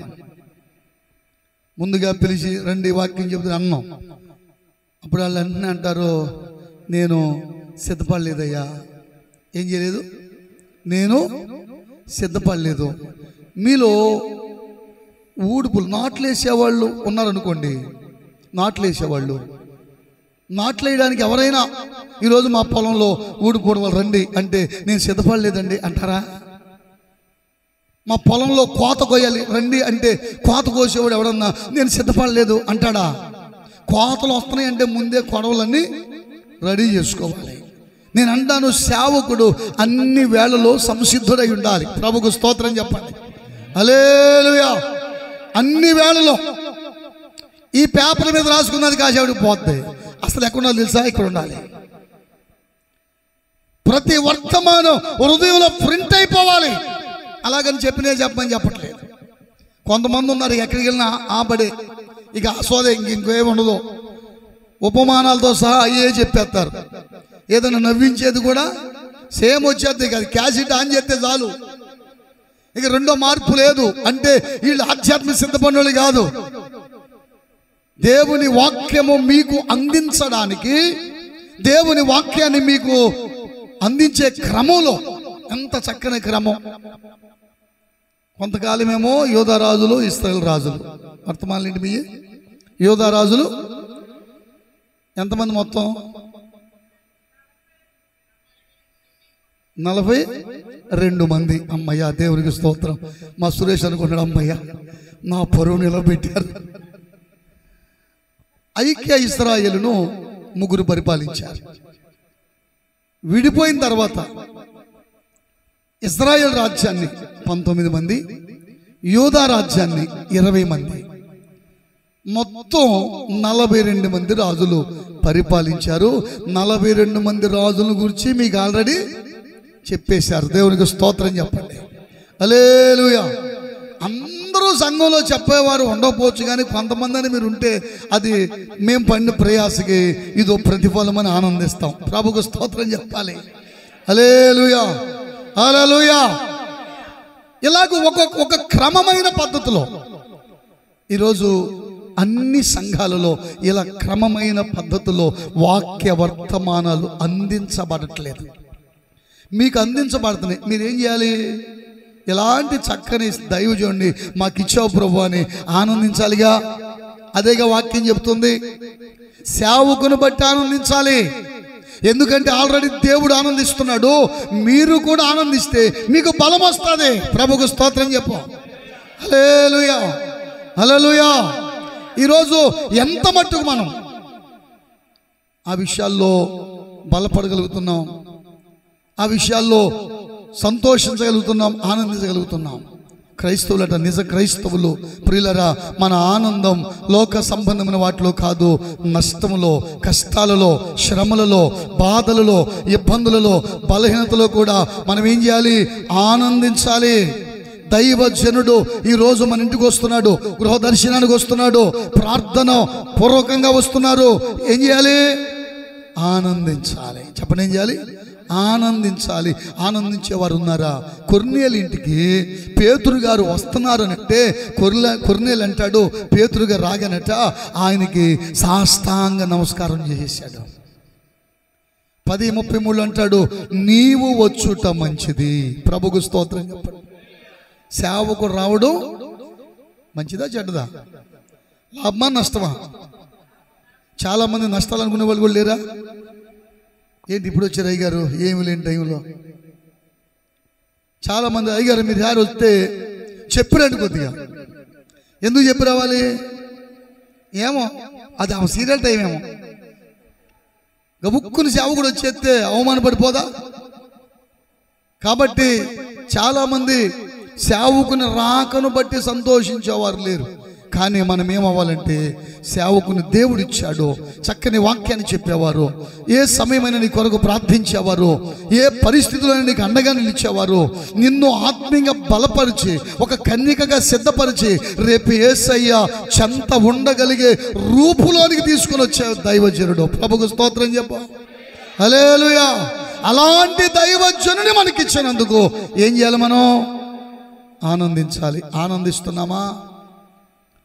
అలా ఆనందించగలిగే వారిగా ఉంటే వాక్యం చెప్తుంది, మీరు బలవంతులవుతారు. యెహోవా యందు మీరు ఆనందించినట్లా బలవంతులవుతారు, బలాన్ని పొందుకుంటారు. ఎప్పుడైతే మనం దేవుని బట్టి ఆనందిస్తూ ఉంటామో అప్పుడట దేవుని బలం మన మీదకి వస్తుంది.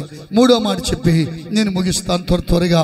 దానియేలు గ్రంథము 11వ అధ్యాయం 32వ వచనం చూడండి. పరిశుద్ధ బైబిల్ గ్రంథంలో నుండి ప్రియులారా, దానియేలు గ్రంథము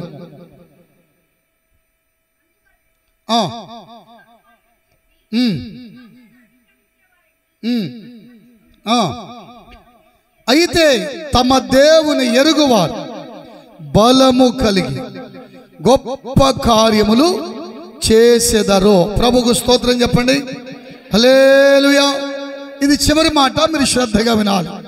నాకు ఇచ్చిన సమయం ముగింపులోకి వస్తుంది కనుక నేను కొద్ది మాటలు మీ ముందుంచి త్వరగా ముగిస్తాను. ప్రియులారా, దేవుని వాక్యములో ఇంతవరకు చూచాం. మనం బలమును పొందాలంటే మొదటిగా ఏం చేయాలి? మొదటి మాట ప్రేమించాలి. దేవుని ప్రేమించడం అంటే మందిరాన్ని ప్రేమించడం, వాక్యాన్ని ప్రేమించడం, సేవకుని ప్రేమించడం. 2, బలము పొందాలంటే దేవునిలో ఆనందించాలి. దేవుడిచ్చిన చక్కని సంఘాన్ని బట్టి ఆనందించాలి. దేవుడిచ్చినటువంటి దైవజన్ని బట్టి ఆనందించాలి. 3, ఎప్పుడు మనం బలం పొందుతాం? ఇక్కడ వాక్యములు అన్నాడు, తమ దేవుని ఎరుగువారు. ప్రభుకు స్తోత్రం చెప్పండి. అంటే మనము దేవుని పరిపూర్ణంగా ఎరిగిన వారమైతే మనకంటే బలవంతులు ఇంకెవరు లేరు. దేవునికి స్తోత్రం చెప్పండి. హల్లెలూయా. కొన్ని చేతులు లేవట్లేదు. దేవునికి స్తోత్రం. యేసయ్య భూలోకంలో ఉన్నప్పుడు ఒక ఊస చేయగలవాడు వచ్చాడంట. ఏ చెయ్యిది? మీకు అట్లాంటి ఏం లేవుగా, మరి ఎందుకు దేవుని స్తుతించడానికి వెనకాడుతున్నారు? ప్రభుకు స్తోత్రం. హల్లెలూయా. వాక్యం చెప్తున్న మాట, తమ దేవుని ఎరుగువారు బలము కలిగి గొప్ప కార్యాలు చేస్తారు. మనము బలము కలిగితేనే గొప్ప కార్యాలు చేయగలం. బలం లేకపోతే ఏం చేయలేం.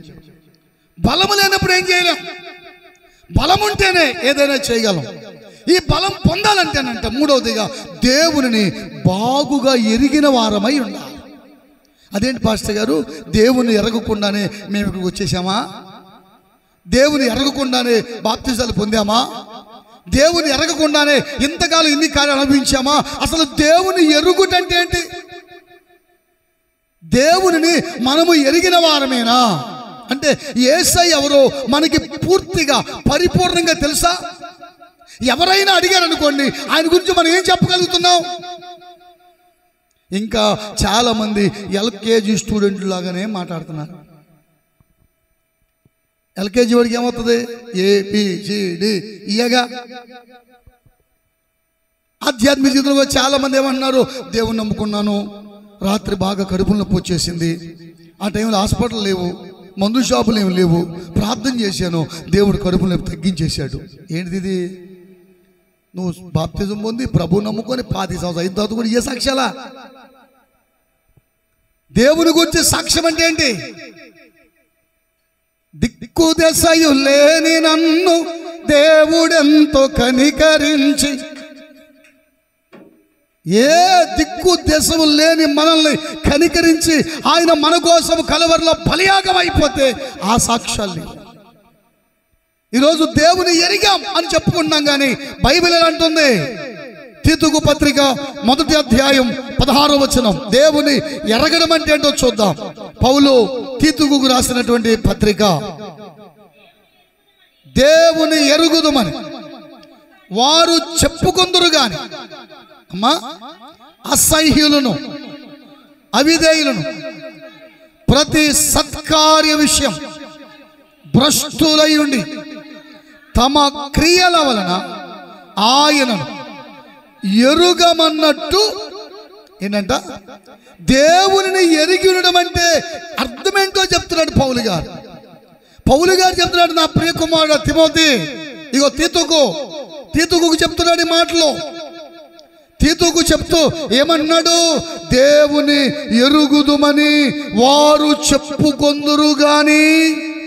ఏమని చెప్పుకుంటారు? దేవుడు మాకు తెలుసు, యేసయ్య మాకు తెలుసు అని చెప్తారట మాట వరకే.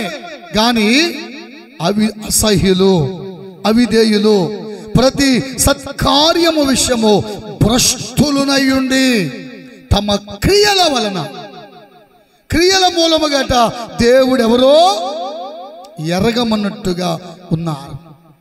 అంటే మాటల వరకు దేవుడు తెలుసు, క్రియల్లోనికి వెళ్తే దేవుడెవరో వీళ్ళకి తెలియదు.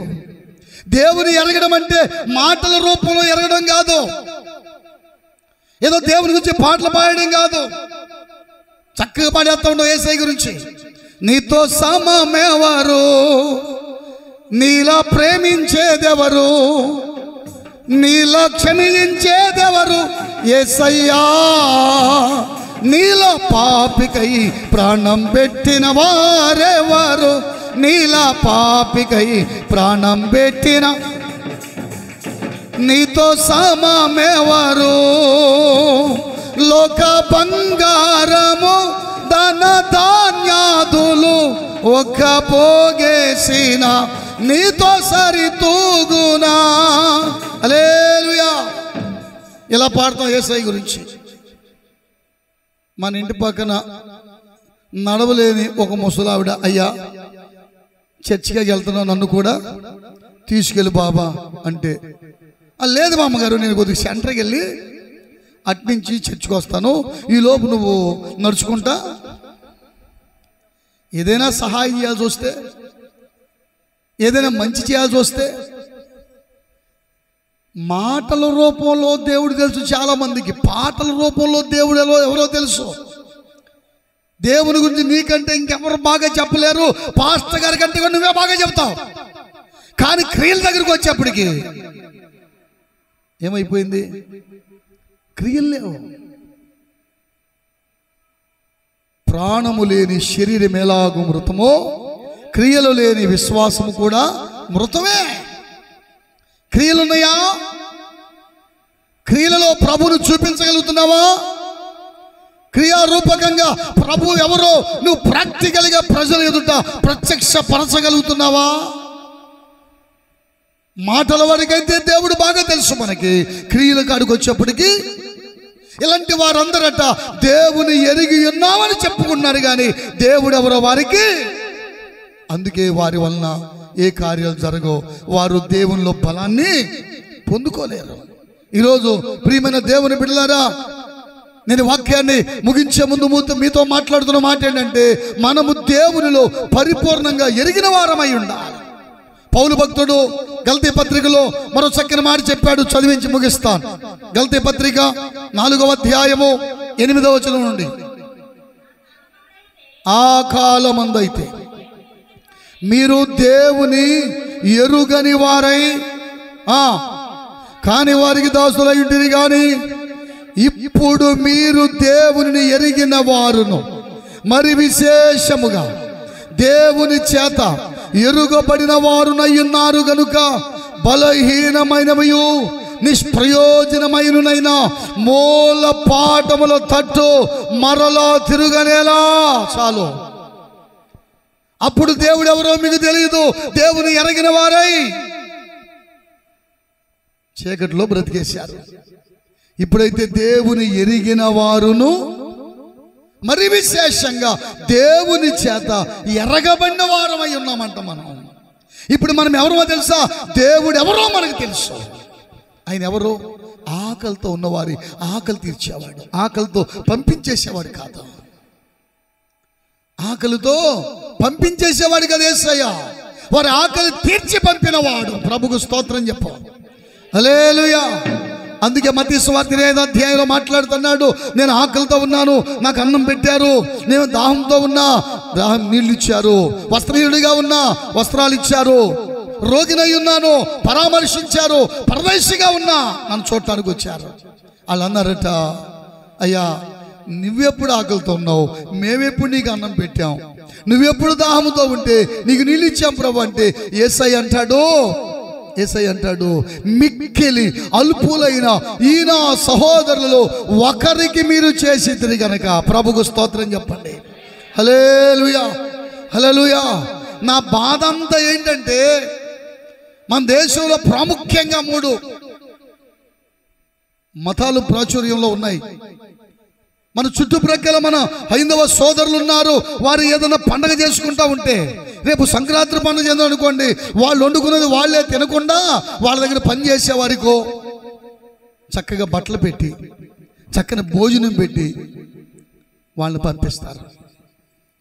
ముస్లిం సోదరులు చూడండి, రంజాన్ పండుగ వచ్చినప్పుడు రోడ్లు అమ్మడి ఉన్న వాళ్ళకి ఆహారంతో పాటు కానుకలు ఇచ్చి చక్కగా వారికి సహాయపడుతూ ఉంటారు. కానీ మనోళ్ళు ఉన్నారే, చర్చిలో భోజనాలు. ఎవరికి భోజనాలు? ఎప్పుడైనా నీ కడుపు కట్టేసుకొని ఊళ్ళో అందరూ భోజనం పెట్టేసావా? ఏమండి, ఎప్పుడైనా మన పండగ కదా అని చెప్పి మనం ఖర్చు అయి ఎదుటి వారిని కడుపు నింపిన సందర్భాలు ఉన్నాయా? అసలు ఈ పని ఎవరిది? ఎవరు చేశారు వాక్యంలో తెలుసా? ఇప్పుడు వీళ్ళందరూ మన చుట్టుపక్కల ఉన్నటువంటి జనులు చేస్తున్న పని అసలు అది వాళ్ళది కాదు, మనదే. చేయాల్సింది మనం. ఎస్తేరు గ్రంథం 9వ అధ్యాయం 22వ వచనం మీకు అర్థమవుతుంది. ఎస్తేరు గ్రంథము 9వ అధ్యాయం 22వ వచనం. విందు చేసుకొనుచు సంతోషముగా ఉండి ఒకరికొకరు బహుమానాలను దరిద్రులకు కానుకలను పంపదగిన దినములని వారికి స్థిరపరిచెను. ప్రభుకు స్తోత్రం చెప్పండి. ఉపవాసం ఉండి వాళ్ళందరూ ప్రార్థన చేస్తే 3 రోజులు శాసనం మారిపోయింది. శత్రువు హతమైపోయాడు. సంతోషం ఆనందం వచ్చేసింది వారికి. ఆ సంతోషంలో వాళ్ళు ఏం చేస్తున్నారు? ఒకరికొకరు బహుమానించుకొని దరిద్రులకు ఇచ్చేవి. ఎప్పుడైనా ఎవరినైనా ఆదరించావా? దేవుని ఎరిగిన అని చెప్తున్నావు. ఆ దేవుని ఎరిగిన లక్షణాలు మనలో నుండి ఏమైనా ఇతరుల పట్ల కనుపరచగలిగామా? యేసయ్య ప్రేమ ఇది కదా అని చెప్పుకోదగింది ఏమైనా ఉందా? లేదే. లోక సంబంధం వ్యక్తులుగానే గడిపేస్తున్నాం. ప్రభువా ఆయన వైపే చూస్తున్నాం. దేనికోసం? ఎప్పుడు ప్రభు దించయ్యా దించయ్యా, ఆశీర్వా దించయ్యా దించయ్యా. ఎప్పుడు నేను దింపడమే. నువ్వెప్పుడు ఇతరులకు ఆశీర్వాదకరంగా ఉంటావు? దయచూచి మమ్మోనిప్పుడు మంచివి అన్ని దయచేయు మెల్లప్పుడు. దయచూచి మమ్మోనెప్పుడు మంచివి అన్ని దయచేయు మెల్లప్పుడు. దయచేయారా నీవి దయచేయు మాని కోరా. దయచేయారా నీవి దయచేయు మాని కోరా. దయచూపి మన్నించు దయగల మా తండ్రి. చూచుచున్నాము నీ వైపు మా ప్రియ జనక. చూచుచున్నాము నీ వైపు మా ప్రియ జనక. చూచుచున్నాము నీ వైపు. నీ భయము మాయదలను నిలుపుము నీదు ప్రభావము నరంగను. నీ భయము మాయదలను నిలుపుము నీదు ప్రభావము నరంగను. నీ భయము చే మేము వైభవమందుచు, నీ భయము చే మేము వైభవమందుచు, ఏ భయము లేకుండా ఈ భూమిలో కొన్నాళ్ళు చూచుచున్నాము నీ వైపు. మా ప్రియ జనక చూచుచున్నాము నీ వైపు. మా ప్రియ జనక చూచుచున్నాము నీ వైపు. హల్లెలూయా. ఏమన్నాడు భక్తుడు? నీ వైపు చూస్తున్నామయ్యా, దయచేయరానివి కూడా దయచేయమని అడుగుతున్నామేమో. దయతో మమ్మల్ని మన్నించు. మా ఎదలో నీ భయం ఉన్నప్పుడు ఈ లోకంలో ఏ భయానికి మేము భయపడము. దేవునికి స్తోత్రం. హల్లెలూయా. ఏమడగాలి దేవుణ్ణి? మమ్మల్ని బలపరచమని అడగాలి. ఎప్పుడు బలపడతావు? నెంబర్ 1 దేవుని ప్రేమించినప్పుడు. రెండవది ఎప్పుడు బలం పొందుకుంటాం? దేవునిలో ఆనందించినప్పుడు. 3 ఎప్పుడు మనం బలం పొందుకుంటాం? దేవుని ఎరిగిన వారిగా ఉన్నప్పుడు. భ్రష్టులమైపోతే కాదు. ఎందుకు భ్రష్టులమైపోతున్నాం? ఎందుకు భ్రష్టులుగా మారిపోతున్నాం? అసలు మనల్ని భ్రష్టులుగా మారుస్తున్నది ఎవరో మాట్లాడాలి. ఏమన్నాడు తీతుకు పత్రికలో? ఏమన్నాడు? అసహ్యులు, అవిధేయులు, సత్కార్యముల విషయంలో దేవుని భ్రష్టులయ్యుండి తమ క్రియల వలన ఆయన ఎవరో మాకు తెలియదు అన్నట్టుగా ఉన్నారట. భ్రష్టులైపోయారు అన్నాడు. ఎందుకు భ్రష్టులయ్యారు? ఎవరు భ్రష్టులుగా మార్చేశారు? రోమపత్రిక 1:28 అంటాడు, మరి హృదయంలో దేవునికి చోటు ఇవ్వలేదు కాబట్టి దేవుడు చేయరాని కార్యములు చేయడానికి భ్రష్ట మనసుగా వారిని అప్పగించేశాడు. హృదయాల్లో చోటు లేట దేవునికి. మన హృదయాల్లో యేసయ్యకి చోటిస్తున్నామా? ఆయన ఎరిగామని పైకి చెప్పుకుంటూ ఆయన ఎవరో తెలియనట్టుగా నీ క్రియలుంటే ఈ ఉపవాస ప్రార్థన ద్వారా సూటిగా ప్రభునితో మాట్లాడుతున్నాడు. ఈ రోజు నుండి మాటల్లో కాదు, క్రియలలో యేసయ్యను ఎరిగిన వారిగా ఉందుముగాక. నెంబర్ 1, దేవుని ప్రేమించండి, బలాన్ని పొందుకుంటారు. మందిరాన్ని ప్రేమించండి, దేవుడిచ్చిన సేవకుని ప్రేమించండి. రెండవది, దేవుల్లో బలపడండి, అనగా ఆనందించండి. మందిరమును బట్టి ఆనందించండి, దైవజను బట్టి ఆనందించండి, మీరు బలవంతులు అవుతారు. 3, దేవుని ఎరిగిన వారమై ఉండాలి, అనగా చాలా మంది మందిరాన్ని ఎరిగిన వారిగా లేరు. చాలా మందికి ఆ రోజు ప్రార్థన ఉందో, ఏ రోజు ప్రార్థన ఉందో, ఏ రోజు ప్రార్థన లేదో తెలియదు. ఎందుకని తెలియదు? వీళ్ళకి దేవుని మందిరం పట్ల, సేవకుడు చెప్పే మాట పట్ల శ్రద్ధ లేదు. అయ్యారండి ఈరోజు ప్రార్థన ఉందా అని అడుగుతారు చాలా మంది. ఆదివారం ఆరాధన రాని వాళ్ళు అడిగితే పర్వాలేదు, వచ్చిన వారు కూడా అంటే దైవజనుడు అనౌన్స్ చేస్తున్నప్పుడు నువ్వేం చేస్తున్నావు? శ్రద్ధ లేదా? ఎరిగిన వారమైతే ఎంత సంతోషం, ఎంత బలాన్ని దేవుడు మనకిస్తాడో. మనం బలవంతులు అవడానికి ఈ కూటాలు, బలం పొందడానికి ఇష్టపడదాం. దేవుని శక్తిని పొందుకొని ఈ లోకంలో దేవుని రాజ్యవ్యాప్తి కొరకు పనిచేద్దాం. తల్ల ఉంచండి, మోకరించండి, ప్రార్థన చేసుకుందాం. అందరూ మోకాళ్ళ మీకు రావాలి. పిల్లలు, పెద్దలు, స్త్రీలు, పురుషులు అందరూ కూడా విన్న వాక్యాన్ని బట్టి అందరూ ప్రార్థన చేయండి. అందరూ ప్రార్థన చేయాలి. చిన్న ప్రార్థన చేసి నేను దైవజనులకు అప్పగిస్తాను, వారు మిమ్మల్ని ప్రార్థన నడిపిస్తారు. నా ప్రియ సహోదరి, నా ప్రియమైన సహోదరుడా, దేవునిలో మనము బలవంతులం కావాలి. ఈరోజు బలవంతులం అవ్వాలంటే 3 విషయాలు నేర్చుకున్నాం. ఒకటి దేవుణ్ణి ప్రేమించాలి. దేవుని ప్రేమించే వారికి, ఆయన సంకల్పాన్ని బట్టి పిలువబడిన వారికి మేలు కలుగుడికే సమస్తము సమకూడి జరుగుతాయని వాక్యం చెప్తుంది. ఎందుకు నీ జీవితంలో సమస్తం మేలు కొరకు సమకూడలేదు? కారణం ఏంటో తెలుసా? నువ్వు దేవుని ప్రేమిస్తా అనుకుంటున్నావు, కానీ దేవుడన్నా, మందిరమన్నా, వాక్యమన్నా, సేవకుడన్నా ప్రేమ లేని వ్యక్తిగా ఉంటున్నావు. ఈరోజే నీ అంతరంగాన్ని సరి చేసుకో. దేవునికి ఇష్టమైన బిడ్డగా, దేవునికి అనుకూలమైన బిడ్డగా, దేవుని ప్రేమతో, దేవుని పరిపూర్ణమైన ప్రేమతో ప్రేమించే వ్యక్తిగా ఉండగలిగితే ఎంత ఆశీర్వాదం. రెండవదిగా, దేవుళ్ళు ఆనందించగల వారమైతే, అయ్యో చక్కని దైవజనం మాకు ఇచ్చావయ్యా, మా కొరకు ప్రార్థించే దైవజనుడు, మా కొరకు కడుపు కట్టుకునే దైవజనుడు, మా కొరకు నాయన ఆహర్నిశలు ప్రయాసపడే దైవజనుడు, ఓ శ్రేష్టమైన ఆత్మీయ ఆహారాన్ని మాకు అందించే దైవజనుడు.